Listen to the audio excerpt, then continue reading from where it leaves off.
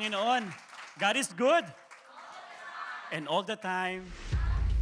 Amen. Grabe. Magandang hapon po sa ating lahat. Again, it's nice to see you all today. And pakisabi po sa inyong katabi, you are abundantly blessed. Amen. O sa kabila naman. Amen. Meron po bang first time again dito sa atin ngayon? May first time po? Sige po, pakitaas mo ang kamay, yung first time. Amen.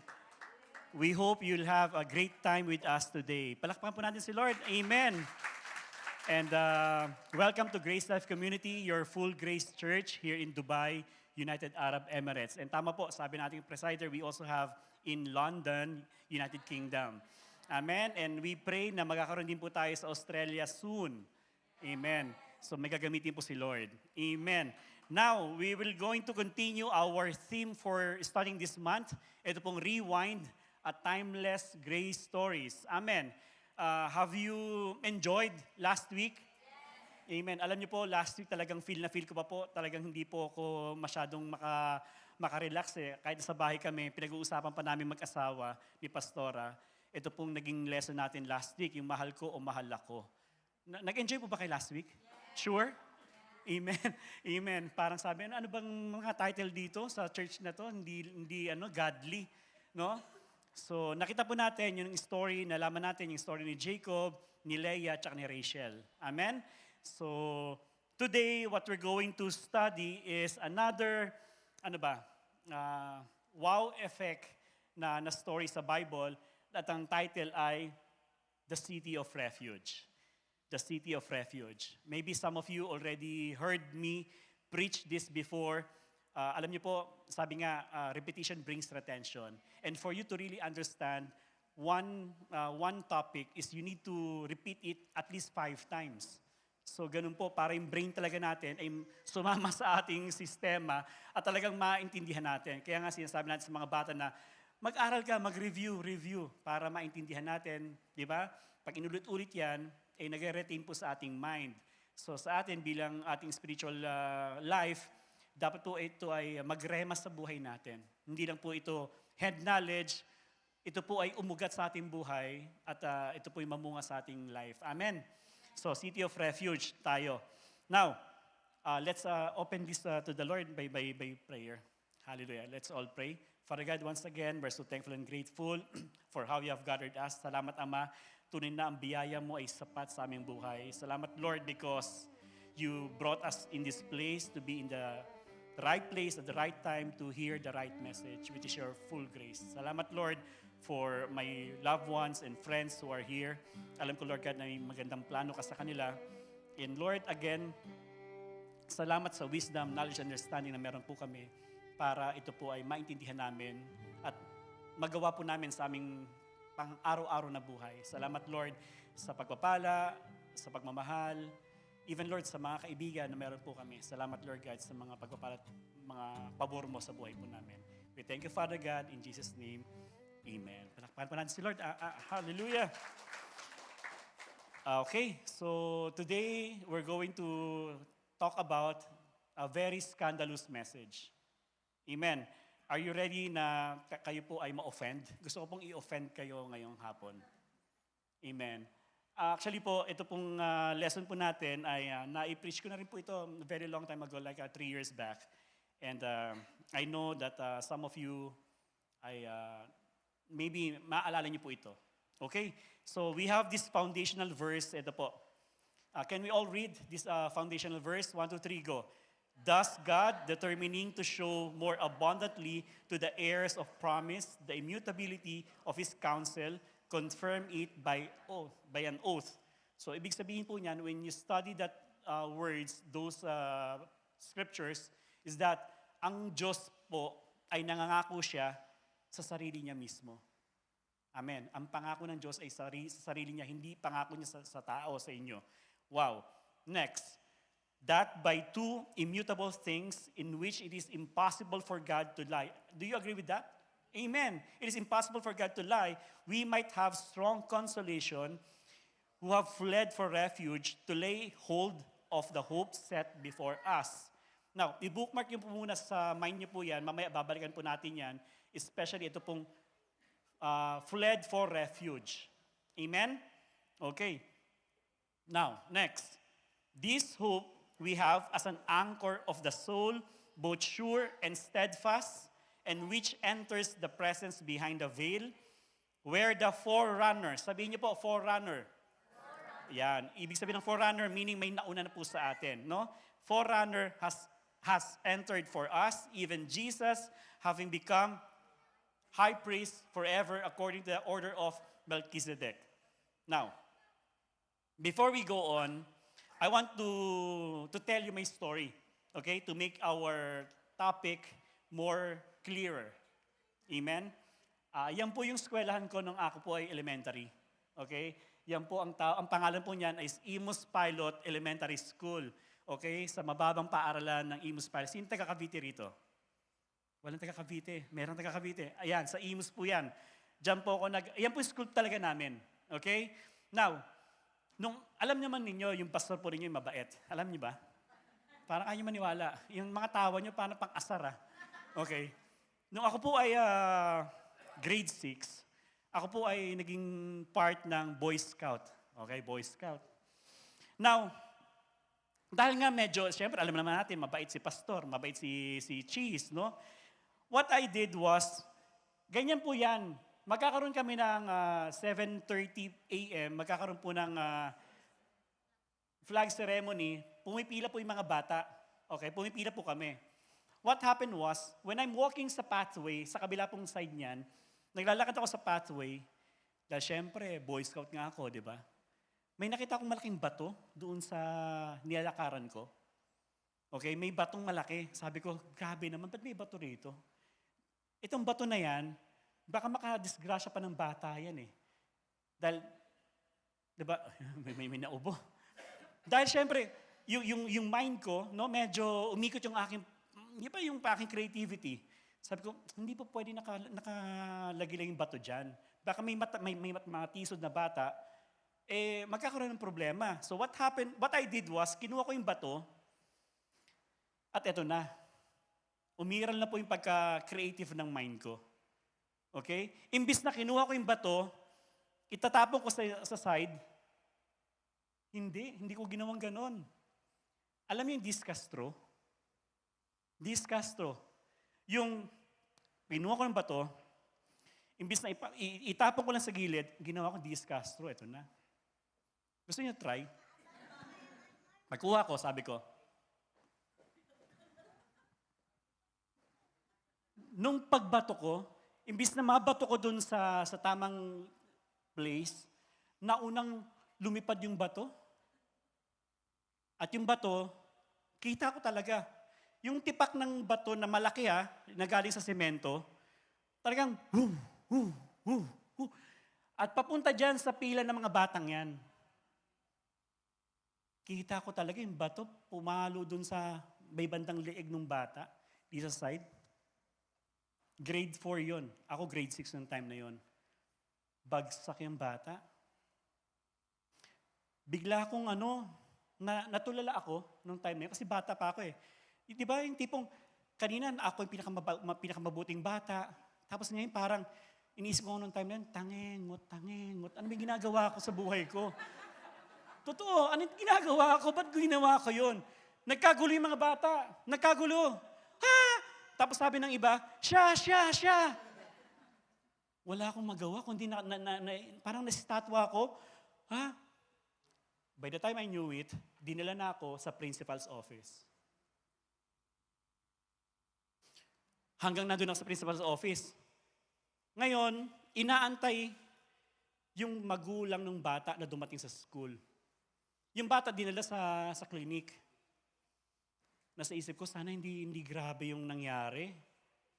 Sabi ko, paano na yung magiging ko? Magkakaroon kasi ako ng award nung gagraduate kami ng high school, ng elementary, na Boy Scout of the Year. Opo. But it was happened na ako pa rin naman yung naging Boy Scout of the Year noong time na yon. Ngayon, ito na. Sabi ko, grabe. Sabi ko, papaano na to?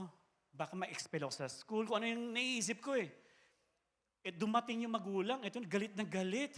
Kung po pwede lang akong sapukin ng tati, sapukin talaga ako. Talagang magkakagulo. Yung tipo, "Arr!" Sabi nung principal, ay sir, hindi po namin pinapayagan yung mga ganyang mga gawain dito sa eskwelahan po namin. Bawal po yan. Pag-usapan po natin. Itong estudyante naman po namin ay aksidente na nangyari. Pero syempre, dahil ikaw yung magulang, hindi ka papayag, di ba? Nakuha niyo ba yon? Yung intention mo maganda, pero execution mo, katulad ginawa ko ay hindi maganda. Ang pangit. Yung tipong, naku judge, sorry, napatay ko siya eh. Sabi ko lang naman, patawarin niya ako eh. Sige na, patawarin mo ako. Nasakal mo at namatay. Sorry po judge, hindi ko naman po sinasadya eh. Napatay ko siya. Now, what happened was, ito magulang na gusto kong sapakin, tsaka yung kuya nung batang yon, gusto talaga akong tirahin kung nasa labas lang ako ng principal's office. Siguro nakakita ako ng maraming stars. I became untouchable because I was inside the principal's office. That's the point of our conversation for today. Because in the Bible, none that you know that in the Old Testament, God, because of God's unfailing love, of His abounding mercy and grace sa mga tao, ang Diyos po ay nagtalaga po siya ng cities of refuge all around Israel. Bakit? Para sa mga taong nagkasala na hindi naman sinasadya.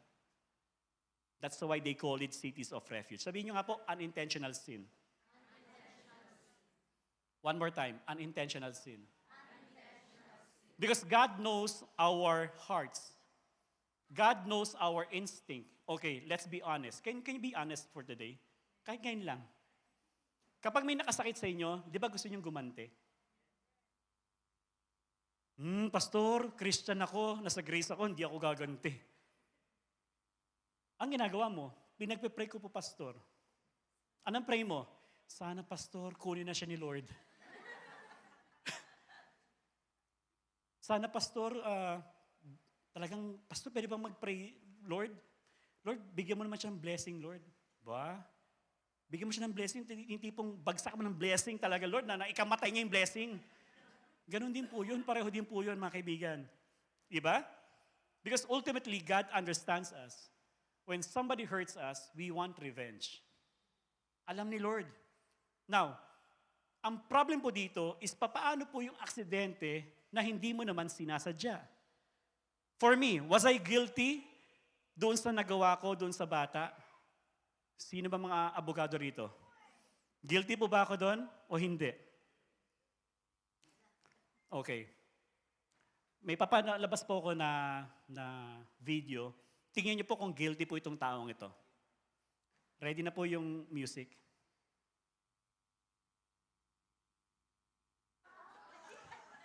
Music.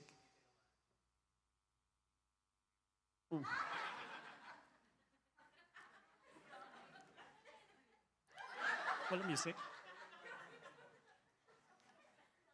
Oh. Alright. So nakita niyo po ninyo? Ayan. Isa po yan. Amen. Sige, patay na natin yan. Now, during Old Testament time, okay, wala pa pong justice system during that time. Wala pong magsasabi na sinasadya ba o hindi. Ang utos lang po yan, thou shall not kill. Amen, thou shall not kill. But if you kill somebody, you deserve to die. Yan lang po yung batas during that time. Now, ito po yung sinabi kila Joshua during their time. Ano yung sabi kay Joshua? Cities of refuge. When the Lord your God has destroyed the nations whose land He is giving you, and when you have driven them out and settled in their towns and houses, then set aside for yourselves 3 cities in the land of the Lord your God is giving you to possess. Determine the distances involved and divide into 3 parts the land the Lord your God is giving you as an inheritance, so that a person who kills someone may flee from refuge to one of these cities. Next, this is the rule concerning anyone who kills a person and flees there for safety. Anyone who kills a neighbor unintentionally, sabi niyo nga po, unintentionally, without malice aforethought. For instance, a man may go into the forest with his neighbor to cut wood. And as he swings his axe to fell a tree, the head, yung ulo ng palakol, okay? The head may fly off and hit his neighbor and kill him. Habang nag-iitak siya, lumipad yung ulo. Paglipad ng ulo, pumalo doon sa isang kasama niya, patay. That man may flee to one of these cities and save his life. By the way, during their time, wala pa pong CCTV. Okay, wala pang CCTV. Now, ano po ang wisdom ng Lord dito? If that happens accidentally, you may flee to one of these cities and save his life. Do you get it? Pag nakadisgrasya ka nang hindi mo sinasadya, pwede kang tumakbo dun sa one of the refuge, one of the cities para ma-save mo yung buhay mo naman. Nakuha nyo? Next. Then the Lord spoke to Moses saying, "Speak to the children of Israel and say to them, when you cross the Jordan into the land of Canaan, then you shall appoint cities to be cities of refuge for you, that the manslayer who kills any person accidentally may flee there." Next, they shall be cities of refuge for you from the avenger. Sabi niyo nga po, avenger. Ano ba yung avenger? Ano ba? Okay? Ano ba? Sila Thor? Ay, ipo po sa mga sabi ng avenger, ito po yung mga kamag-anak na napatay mo. Na syempre, galit sa iyo yung mga yan. Amen? That a manslayer may not die until he stands before the congregation in judgment. Now, here's the deal. And of the cities which you give, you shall have 6 cities of refuge. You shall appoint 3 cities on the side of the Jordan, and 3 cities you shall appoint in the land of Canaan, which will be cities of refuge. Now, sino-sino yung pwedeng pumunta rito? These 6 cities shall be for refuge for the children of Israel. Ito yung mga pwedeng pumunta dyan. Unang-una, mga taga-Israelites. Second, for the stranger. And for the sojourner. Sojourner meaning yung mga dumadalaw lang. Okay? Yung nakikidaan lang. Among them, that anyone who kills a person accidentally may flee there. Ito po yung itsura niyan. Nagkakahabulan. Okay? Naranasan niyo po ba yan? Huwag niyo po idama yung asawa niyo. Kung pag kayo nagloko, ganyan talaga mangyayari sa inyo, habulin kayo ng itak. No? Yan, tumatakbo siya at papasok sa loob ng cities of refuge. Amen? Now, here is the map. This is very interesting. Last week, we discussed about this. Di ba? Yung 12 sons of, Nino? Ni Jacob. Now, yung 12 sons ni Jacob, naging ano po kasi yun naging group of people yung mga yan, okay? Sila po yung bumubuo ng Israel. Now, naging tribes. Now, meron pong ano po dyan, Jordan River, 3 sa kaliwa, 3 sa kanan. So in total po, 6 po na cities of refuge meron dyan. Now, 6 stars, they are all concentric. Ang ibig sabihin concentric, meaning kahit nasaan ka sa Israel, pag nagkaroon ng aberya, may mapupuntahan kang pinakamalapit na city of refuge. Amen. Yun po ang ibig sabihin yan. Buti na lang, hindi naglagay si Lord ng isa lang na city of refuge. Ginawa niyang 6. Bakit?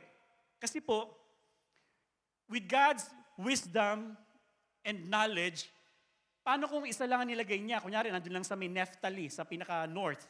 Tapos nandito ka kay Simeon na lugar, sa Judah. And then tatakbo ka ngayon from south to north, ibig sabihin, possible na maabutan ka ng mga manslayer. Amen? Yung mga kamag-anak nung napatay mo. Yung pong ibig sabihin po niyan. Now, ibig sabihin dyan, 6 po yan, kahit nasaan ka sa lugar ng Israel, it will not take you a half-day run for you to reach the city of refuge. Praise God, no? Now, pag-aralan natin, city of refuge. Number 1, dapat ang city of refuge, nasa ibabaw po siya, nasa tuktok po siya ng bundok. Amen. Nakakapunta po ba kayo ng Al-Ain? Di ba merong bundok sa taas? Anong tawag doon? Jebel Hafit. Ganon. So nakapunta kayo ng Fujairah. Di ba, may mga bundok sa taas, ganun, yung mga stony mountain doon, ganun po. Dapat ang City of Refuge nasa pinakatuktok, okay, pinakamataas. Then next, ang humahawak po ng City of Refuge ay mga Levites. Kaninong anak tong si Levi? Last week. Okay, si Jacob, sino yung nanay ng mga yan? Si Leah, di ba? Si Leah. So mga Levites po, ito po yung mga Levites na kung saan, sa 12 tribes of Israel, ang mga Levites po, sila po yung, ang ginagawa po nila ay sila po yung namamahala ng mga temple. Okay? Sila po yung praise and worship. Okay? Kaya sila po yung namamahala ng City of Refuge. Now, ginawa po sa kanila ng Lord, ay sinabi ng Lord kay Moses na nagtalaga siya ng 48 na City of Refuge at yung 48 cities at yung 6 po ron ay magiging City of Refuge. Amen. Na dapat po, ang lahat ng pupunta ng City of Refuge, dapat po yan ay may malaking karatula. Okay, dapat well-lighted. Yan, dapat well-lighted yung papuntang City of Refuge. Kahit anong oras mangyari yan, hindi ka maliligaw. Kayo po ba minsan naligaw na kayo dahil sa mga nalampasan nyo yung signage? Mga driver dito. Amen, di ba? Dati, nung hinahanap ko pa yung, papunta kami Umalquain, may pupuntahan kami ron, yung beach doon. Di ba pagka may nalampasan ka, kung saan ka mapupunta, ganun po yun, dapat well-lighted. Dapat ganyan. City of Refuge, City of Refuge. Dapat madaling puntahan. Amen. Siyempre natural naman. Pag nagkakahabulan na kayo, kunya nagkakahabulan na, wala pa namang Google Map noong time na yun. No? Google Map, wala pa. So dapat, mabilis siya mapupuntahan. Amen. Ano pong wisdom dyan? Dapat easily accessible. Nakukuha nyo? Easily accessible. Now, Pastor, how will I know that I'm qualified for that benefit? That's an Old Testament story, but it is littered with grace principle. Nakuha po ninyo? Ano po yung implication sa atin yan as a New Covenant grace believers, Pastor? Now, para makita po natin, ano ba yung puso ng Diyos? Ano ba yung in-store ng Diyos para po sa ating lahat? That's why I included this study sa atin pong theme for this month na I'm gonna prove to you today. Gising po muna kayo. Gising muna kayo. I'm gonna prove to you today that all of your sins are unintentional. Scandalous, isn't it? Amen. Talaga, Pastor? Talaga yung ginawa kong kasalanan, unintentional yon? Yes. Let me prove that to you. The story of Joseph. Si Joseph ay isa sa mga anak ni Jacob, right? Si Joseph ay pang-ilang anak yan? Last week lang yan. Pang-11 yan. Kanino? Kay Rachel. Ito po yung kauna-unahan niyang anak kay Rachel. Ni Jacob. Ni Jacob kay Rachel. Amen? Now, ano yung story ni Jacob? Ni Joseph, I mean. Ano yung story ni Joseph? Di ba yung story ni Joseph na kung saan ay paborito siya ng kanyang tatay, na si Jacob, paborito siya, at ginawan siya ng robe. Nakita nyo? Remember nyo? I have a separate preaching on that, but I want to give you a synopsis about the story of Joseph. At ito si Joseph, nung meron siyang robe, pinagmamayabang pa naman niya sa mga kapatid niya. Hey guys, may robe ako. Ibig sabihin, paborito siya ng kanyang tatay. Ang ginawa ng mga kapatid niya, ganun pala ha, yuyuko kami sa'yo. Ginawa sa kanya, plinan out na siya po ay ihulog sa bangin para patayin siya. Buti na lang yung bangin na yon walang tubig. Kasi kung may tubig yun, malulunod na siya. Now, sabi ng mga kapatid niya, naku, wag na. Kunin na natin tong kapatid natin, ibenta na natin siya sa mga Ishmaelites na papuntang Egypt. Ginawa po doon, binenta siya. How much that they sold Joseph there? 20 shekels. Kung ngayon mo iaano yan, 20 shekels equivalent to 20 dirhams lang. Ganun na siya kamura. Pero ibenta nyo, kunyari may shekel kayo ngayon, ibenta nyo kay Boss Toyo, mas mahal po yun. Okay? Kilala nyo yan? Pero kung ngayon, ang equivalent lang yan is 20 dirhams lang. Now, binenta siya bilang isang slave. At alam nyo ba, pag slave ka, at binibenta ka sa market. Ganun po, sa marketplace. Ang mga slave po doon, nakahubad. Hubot-hubad yun. Check mo yung buong katawan nila para baka meron kang mga sakit na nakatago dyan. Kaya i-check mo lahat yan. So binili siya ni Potiphar. At alam naman natin yung buhay ni Joseph doon. Up and down. Amen? Nung siya ay pinagbintangan na re-rapin niya yung asawa ni Potiphar, anong nangyari sa kanya? Napunta siya sa jail. Nung nasa jail siya, di ba, mga kaibigan, almost 20 years yung buhay niya na may up and down, up and down. Then, ano nangyari sa kanya? Na-promote po siya bilang gobernador ng Egypt. Because of the dream na kaya niyang managinip, mag-interpret, at in-interpret niya yung panaginip ng Pharaoh. Anong sumunod na tagpo doon? Nagkaroon ng famine. Yung famine na yun, hindi lang po famine na walang makain. Talagang sobrang hirap. At ang Egypt during that time is parang United States of America right now. Center of trade ang Egypt. Now, what happened was, after 7 years yung famine, 2 years pa lang nagkakaroon ng famine, ang ginawa ni Jacob, sabi niya sa mga anak niya, mamamatay tayo rito, wala na tayong pagkain. Pumunta kayo ng Egypt, balita ko, may pagkain doon.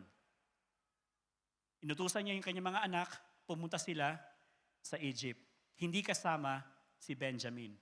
Kasi ang alam ni Jacob, patay na si Joseph. Nakuha niyo yung story?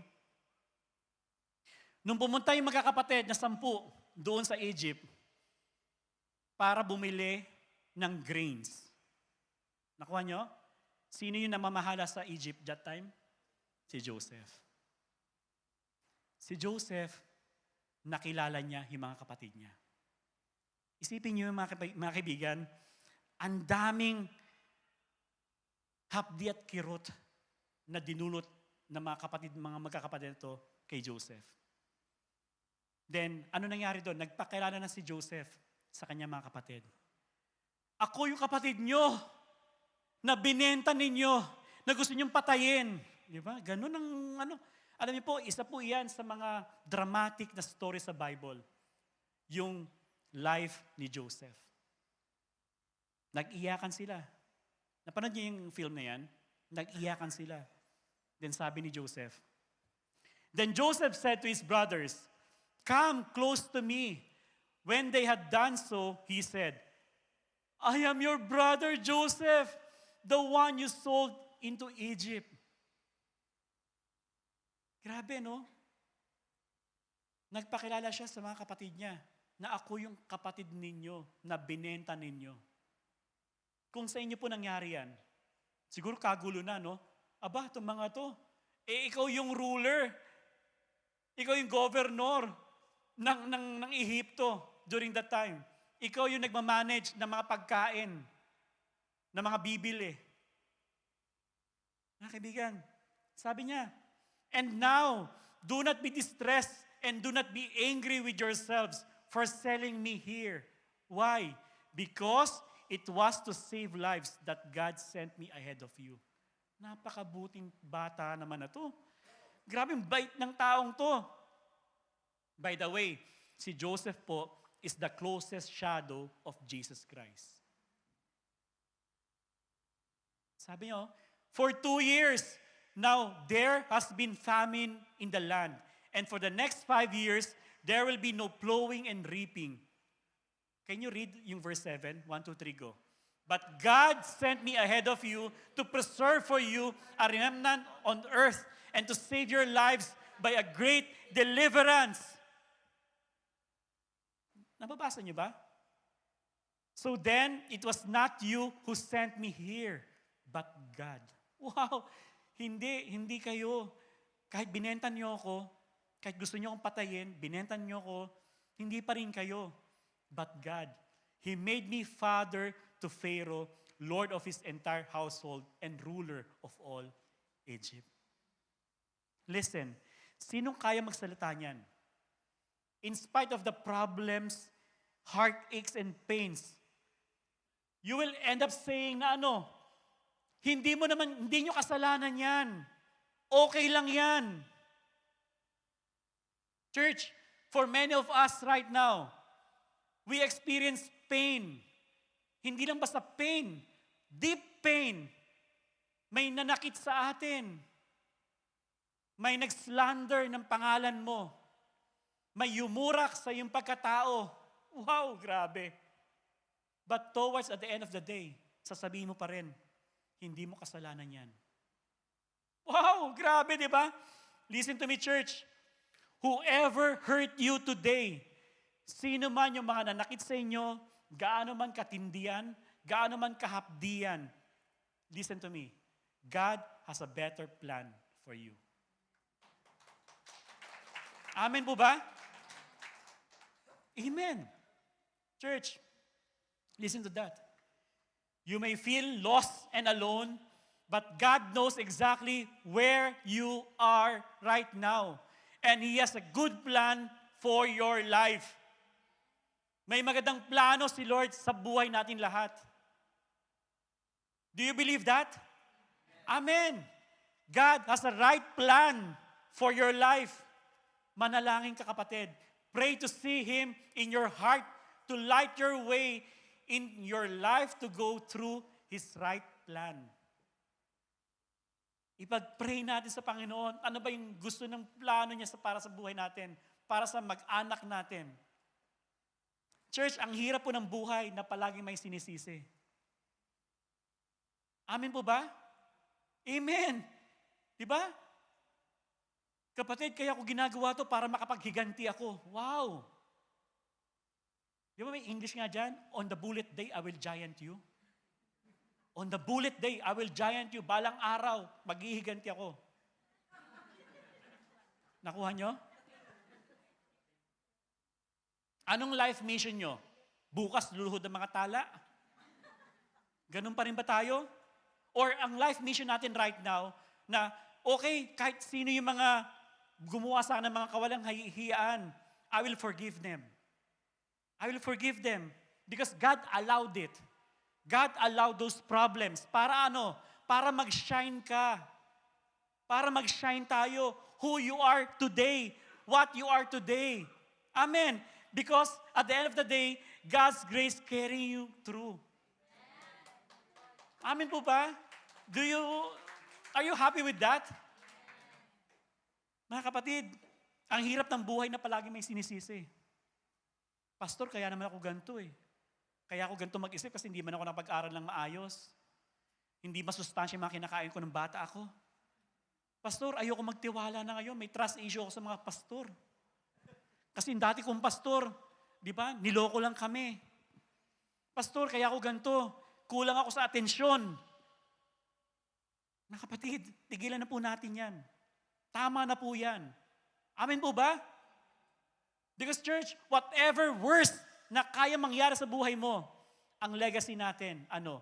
Last week, ang legacy natin, God will cause everything to work together for your own good.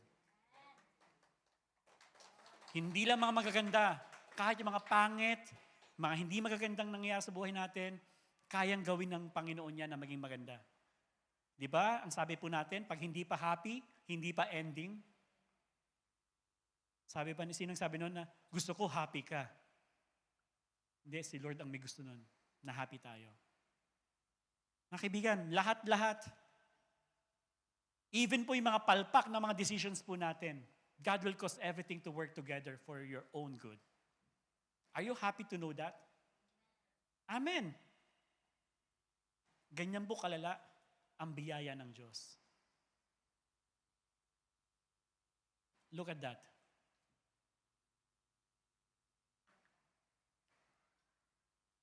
That is the time when Jesus Christ hung on the cross. At sabi ni Jesus Christ, pinagtatawanan siya. Father, Father, forgive them, for they know not what they do. Kaya niyo bang sabihin sa mga taong yumurak ng damdamin mo? ang mga salita na yan? Si Jesus Christ, bago siya dumating dyan, sa Golgotha, mula sa weeping post, alam niyo ang nangyari dyan, right? Nanood kayo ng Passion of the Christ? Pinagalatigo na po siya. At yung mga, yung mga pako doon, ganyan kalalaki. Tatama sa likod mo, tapos hihilain. Kaya talagang bacon strips po ang katawan ni Jesus Christ. Ang sabi nga sa scriptures, hindi mo na mapagkakailang tao siya. At walang taong kayang mabuhay pa hanggang dyan sa Golgotha. Kaya po, ang pinag-aaralan natin, God, Jesus Christ, shed His blood. He did not bleed, but He shed His own blood. Shed, ibig sabihin nun, hindi po pumatak ang dugo. Bumuhos ang dugo ni Jesus Christ. 4 to 5 liters of blood was shed on the cross for you and for me. For all of us. Habang nandun po siya sa cross, ang nasa isip niya, ikaw, ako, tayong lahat. That's how good our God is. He sent His only begotten Son para mamatay po sa ating lahat. Amen po ba? Let's read this. Jesus said, Father, forgive them, for they do not know what they are doing. Hindi ba nila alam yung ginagawa nila? Pero for God, for Jesus Christ, Father, hindi nila alam kung anong ginagawa nila. Di ba gano'n naman talaga? Ano ba pumasok sa isipan mo? Ba't may gagagawa mo yung mga ganyan mga klaseng mga kalokohan? Why? Kasi kung alam mo yung ginagawa mo at alam mong hindi maganda yon, bakit mo nga ginawa? Ibig sabihin, hindi mo alam ang ginagawa mo. Amen? So it means to say that all of your sins are unintentional. Kasi kung alam mo ginagawa mo, dapat hindi mo ginawa yung mga ganung bagay. Amen po ba? Let's continue. Sa Acts 3. Now, fellow Israelites, I know that you acted in ignorance, as did your leaders, but this is how God fulfilled what He had foretold through all the prophets, saying that His Messiah would suffer. That's how God looked at us. Amen? We don't know what we are doing. Ibig sabihin, you are qualified to enter the city of refuge. Amen. Bakit? Because your sins, is it okay? You don't know what you're doing. Come in. God hates sin, but He loves the sinner. Amen? Another proof that we are qualified to enter in the city of refuge is this. Before you even commit your first sin, before you even commit your first sin, you were already pronounced a sinner. Amen? If you are from Adam, you're gonna be a sinner race. Bago ka pa ipanganak sa mundo, makasalanan ka na. So, ibig sabihin, you are qualified to enter in the city of refuge. Amen po ba? Amen. Now, ano ang nag-iintay sa atin sa city of refuge? Pag nagkakahabulan na, top base. Hindi ka na po pwedeng habulin nung humahabol sa'yo. Ibig sabihin yan, number 5, safety and protection. You are safety and protected inside the city of refuge.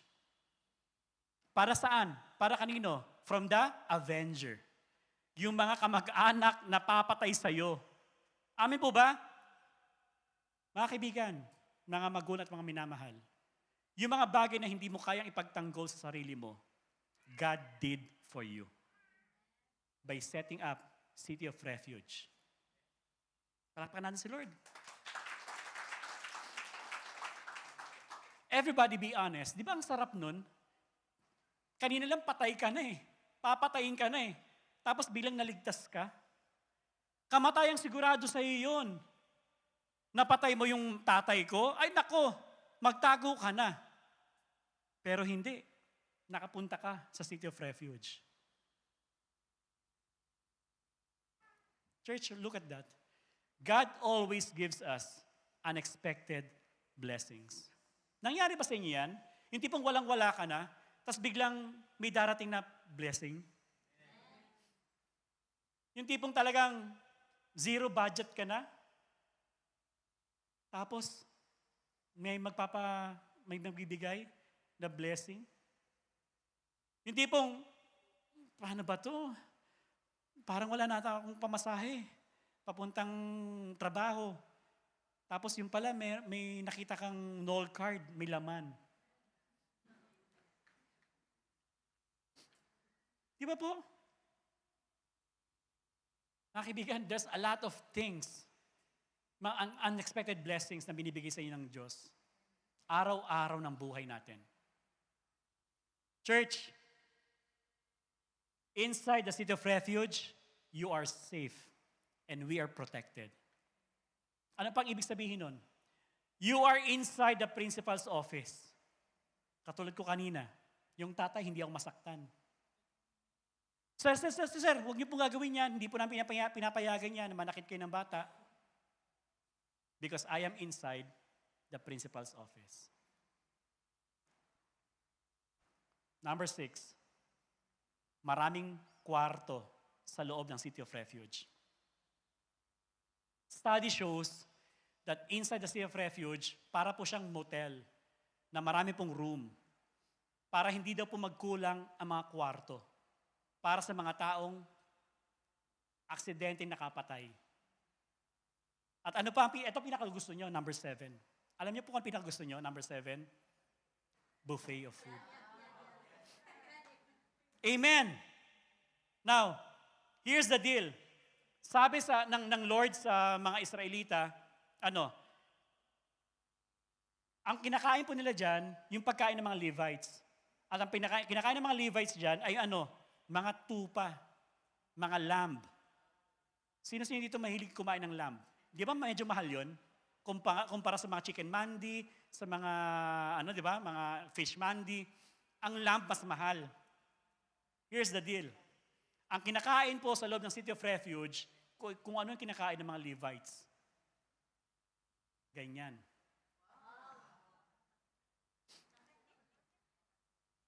Kaya po pag bibili kayo ng lamb, okay? Ang palagi niyong bibilhin, sinabi ko nung last time na kumain kami dun yung shoulder, yung chest part. Mga kaibigan, nakita nyo? Nakapatay ka na, munti ka na mapatay, pumasok sa City of Refuge, kakain ka ng ganyan. Church, you sinned, you messed up, anong gagawin sa'yo? Still, you got to eat the best food in town. Hallelujah! Listen, Grace Life, parang hindi pa siguro kayo gising. I want to tell you this. I am telling you, and I'm warning you, ano man yung mga kasalanan ginagawa po ninyo ngayon, pagpapalain pa rin kayo ng Lord. Para sabihin ninyo, ayoko nang gawin tong kasalanan na to. Dahil mahal na mahal pala ako ng Panginoon. Meron ba kayong mga kilalang mga ninong ninyo na mabait sa inyo? Mga tsuhin ninyo, tsahin ninyo, lolo nyo na mabait sa inyo? Meron kayong kilalang gano'n, sobrang bait? Meron naman siguro, di ba? Sa sobrang bait ng taong yon, kaya mong gawa ng kalokohan yung taong yon? Hindi siguro. Ganon din po. Because we always believe the goal of grace is actually make you repent from your sins. Amin po ba? Hallelujah. That's why in our church, here in Grace of Community, wala po tayong i-condemn na tao rito. Lahat po dito welcome. Amin po ba? Why we're doing this? Because we understand at some point we sinned as well. Amin po ba?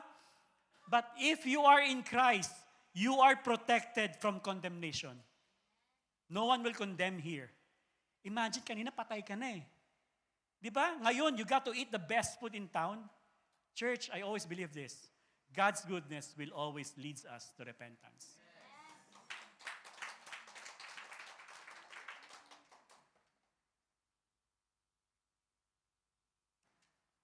Ang masama, pag pinakita mo ng masama, walang chance magbago.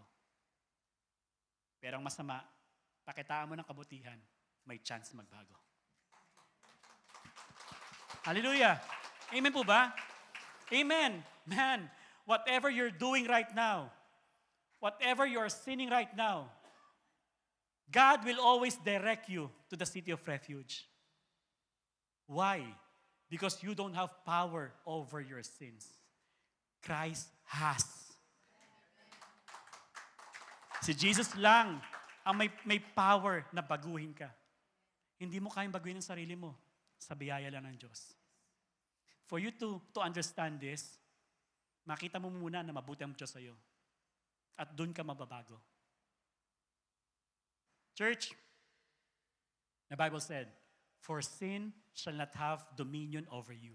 For you are not under the law, but under grace. Sabi ko na nga ba, itong church na to, kulto talaga itong church na to eh. Kasi ang tinuro sa amin ng dati naming church, dati naming pastor, pag nagkasala ka, paparusahan ka ng Diyos, susumpain ka ng Diyos. Amen? Yun hindi naman ang tinuro sa akin before eh. Nung bata ako, hindi naman tinuro sa akin na Jesus loves me. Ang turo sa atin ano? Ang Diyos galit sa akin. Kaya kailangan ko maging mabuti para maging mabuti ang Diyos sa akin. Yung John 3:16, late ko na nalaman yan. Hindi tinuro yan sa amin before. Church, ganun talaga. Kaya nga undeserving po tayo eh. Undeserving tayo. That's why we call it grace. Ano ba ibig sabihin ng grace? Grace is to receive what we do not deserve. Deserve ba natin yon? Hindi po. We deserve to die out there. But God's grace is higher than the law. God's grace is higher than every man's mistake. When sin abounds, grace abounds much more. Amen. Palakpakan po natin si Lord. Hallelujah. Now, here's the deal. But, if the accused ever goes outside, pag ikaw ay lumabas, outside the limits of the city of refuge to which they fled, and the avenger of blood finds them outside the city, anong gagawin? The avenger of blood may kill the accused without being guilty of murder. Kapag lumabas ka sa city of refuge, pwede ka ulit patayin ng mga kamag-anak ng napatay mo. Ibig sabihin nun, may risk ka pa rin. And these people will not be accused of murder. Nakuha nyo? Now, next. The accused must stay in the city of refuge until. Sabi nyo nga po, until. One more time. Until. Until the death of the high priest. Only after the death of the high priest may they return to their own property. Now, here's the mindset on this. You can stay inside the city of refuge until hindi namamatay yung high priest mo. Praise God kung ang high priest nyo, ako. Batang-bata, 45 years old.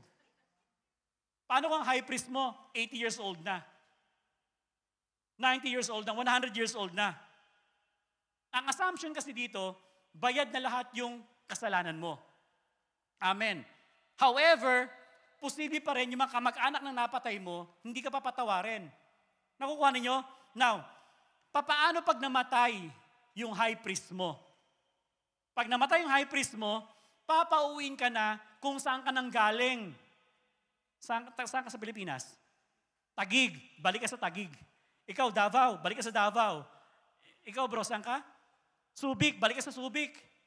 Ganun gagawin, uuwi ka pag namatay yung high priest mo. Now, ibig sabihin yan, you still run the risk of being killed when your high priest dies. Nakuha nyo? Amen ba? Now, are you ready for the good news? Are you ready for the good news? Amen. Look at that. Our high priest will never die. Do you believe that? That your high priest will never die. Basa. 1, 2, 3, go.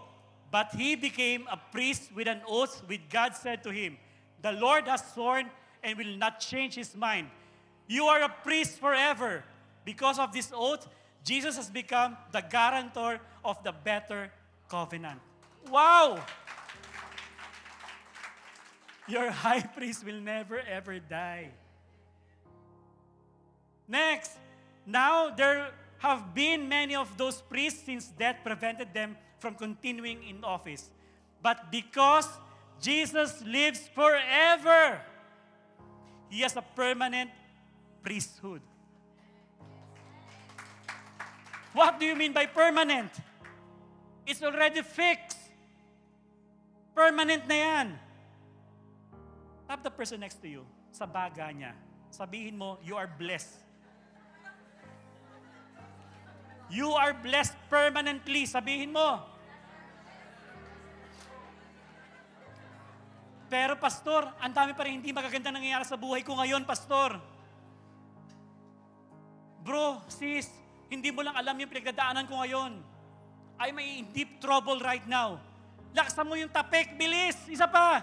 Sabi mo, pinagpaala ka na nga eh. Amen? Church, listen to me. If you are inside the city of refuge, even in your fear, even in your anxiety, even in your worries, pagdating mo ng kainan, kain na! Kakain ka pa rin ng masarap na pagkain.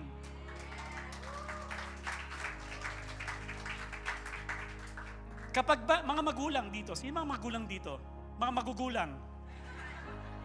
Kapag may mga anak kayo, nagkamali sa inyo, at may kainan na, hapunan na, hindi niyo pa sila papakainin?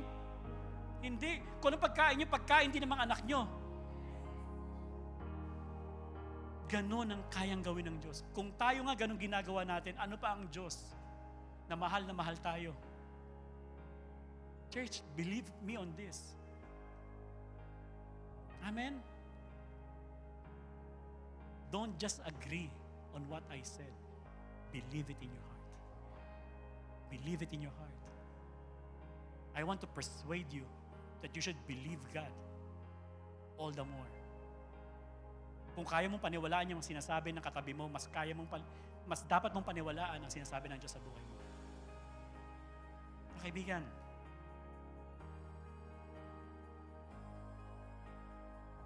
look at that. The avenger of the blood, it means ayun po yung batas. Yung slayer, ang sin, ang city of refuge, walang iba si Jesus Christ. Amen po ba? Do you believe that the city of refuge is none other than Jesus Christ? Amen. Kaibigan, look at this. Sabay-sabay po tayo. Romans 6:23. Is eternal life in Christ Jesus our Lord. How can it happen that the gift of God will exempt you from the wages of sin is death? How? Because when you enter the city of refuge, mga kaibigan, the wages of sin is no longer applied to you. Ano na mag-a-apply sa'yo ngayon? Eternal life in Christ Jesus our Lord. Amen po ba? Amen. Now, listen to me, church.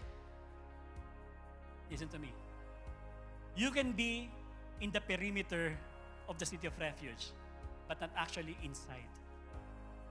Amen. You are just in the perimeter.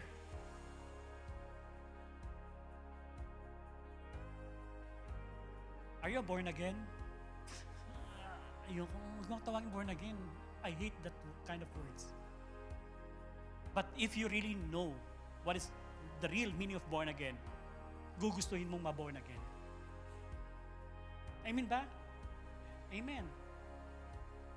Nagsa-church ka ba? Minsan. Bakit ka nagsa-church? Etong kuya ko, sakit sa ulo, palagi akong pinipilit. Etong ate ko, laki kasi ng utang ko rito eh. Alam mo naman, pastor, visit visa pa lang ako, wala akong kakayahang humindi. Saan nag-a-attend na church? Sa Grace Life. Ba't ka umattend dyan? May sisingilin ako eh. Yung pastor dyan, may utang sa akin. Church, look at that. You can be with us, but not actually in Christ. Amen ba? You can be in this church, but not in Christ. Now, ang invitation right now sa atin is what? Jesus is inviting you to enter in the city of refuge. Amen po ba? How you do that? By trusting Jesus in your life. Again, church, you have to make up your mind. You have to change your mind. Enter in the city of refuge. Kaya nga niya ginawang magkakalapit, concentric. It's very accessible. Madaling puntahan. Amen po ba? Kaya wag ka na magtumpik-tumpik pa. Nakibigan, accessible lang ang ating Panginoong Yesus. But if you believe in your heart that you are already inside the city of refuge, congratulate yourself. Yes, congratulate yourself. Say to yourself, congratulations. And I believe that. And I want to congratulate you because Jesus Christ found you. Sino sa inyo dito na born again sa Dubai? Sa Dubai lang kayo na born again. Isipin niyo, ang mahal ng pamasahe ninyo. Bago ka ma-born again. Mga kaibigan, Jesus loves us so much. The Father loves us so much. Hindi titigil ang langit para mahanap tayo lahat. Gaga't gagawa ang Diyos ng paraan para ikaw ay maibalik sa Kanya. Mahal na mahal ka ng Panginoon. Amen ba? You belong to Christ. You belong to God, to the family of God, even before you believe. Kaya yung sabi natin, na taglines po natin dito, you belong even before you believe. Hindi ka sa Grace Life belong, sa Panginoon ka belong. God is only using this church for you to know di ba? Yung pagmamahal, yung talagang grabing, talagang sobrang biyaya, yung talagang, yung nag-uumapaw na biyaya, sukdulang biyaya ng Panginoon sa'yo. God is using this church para malaman mo na ang Panginoon sa'yo ay grabe. You are an apple of His eye. You are God's masterpiece. Kaya wag mo iisipin na baliwala ka sa mata ng Diyos. Hindi. Mahal na mahal ka ng Panginoon. Can we all stand our feet? And if you are with your family, can you make a big group hug? Amen? Can we give a clap of praise to Jesus? Hallelujah.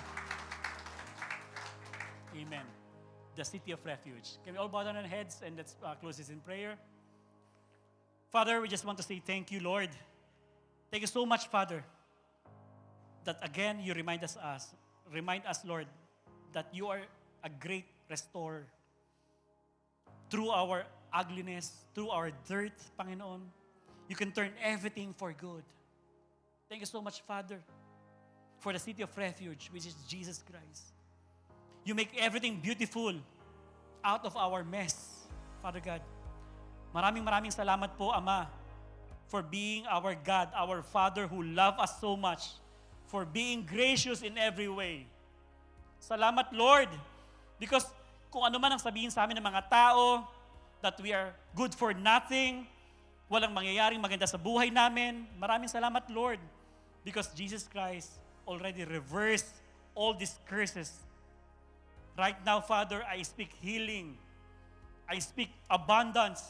I speak prosperity sa lahat po ng mga nanghihina, Panginoon, na nawawala ng pag-asa. I speak your joy, Panginoon. I speak your hope, your love sa amin pong lahat. That we will only look to Jesus alone, the author and the finisher of our faith. Thank you so much, Father, sa sobrang gandang buhay na binigay niyo na sa amin. What you want from us is to believe and declare this. In Jesus' name we pray. Amen. Amen. Hallelujah. Can we give a clap of praise? Hallelujah.